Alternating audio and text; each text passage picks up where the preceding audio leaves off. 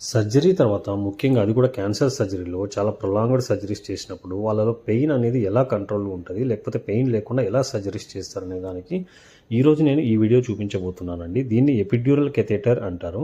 ఇక్కడ మనం epidural catheter నడుము దగ్గర మనం ఒక చిన్న ఇంజెక్షన్ అనేది వేసి వాళ్ళకి తర్వాత కెథెటర్ లాంటిది పెడతాము. వాళ్ళకి సర్జరీ తర్వాత కూడా మనం ఇంజెక్షన్స్ అవసరమైనప్పుడు కూడా ఆ కెథెటర్ నుంచి ఇవ్వచ్చు. దీనివల్ల ఏమవుతుందంటే వాళ్ళకు పెయిన్ అనేది లేకుండా ఉంటుంది. పెయిన్ లేకుండా ఉంటే ఆటోమేటిక్‌గా వాళ్ళు నడవడం కానీ, మొబిలైజ్ అవ్వడం కానీ ఇలాంటి సమస్యలు తొందరగా రికవరీ అవ్వడానికి ఛాన్సెస్ ఉంటది.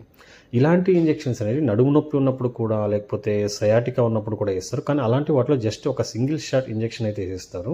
కానీ ఇక్కడ ఆపరేషన్ తర్వాత అనుకున్నప్పుడు మనం ఆపరేషన్ టైంలోనే వేస్తామండి. ఇది కనీసం ఒక 2, 3 రోజుల వరకు కూడా వాళ్ళకి పెయిన్ రిలీఫ్ ఉండడానికి మనం కెథెటర్ అనేది పెడతాం. ఇది చాలా స్టెరైల్ ఎన్విరాన్మెంట్‌లో చేయాలి. ముఖ్యంగా ఆపరేషన్ థియేటర్‌లోనే చేస్తారు. కానీ దీనికి ఎటువంటి మత్తుమందు అవసరం లేదు. ఈ కెథెటర్ వేయడానికి. జస్ట్ మనకు లోకల్‌గా అక్కడే మత్తుమందు ఇచ్చి ఇంజెక్షన్ అనేది వేస్తారండి.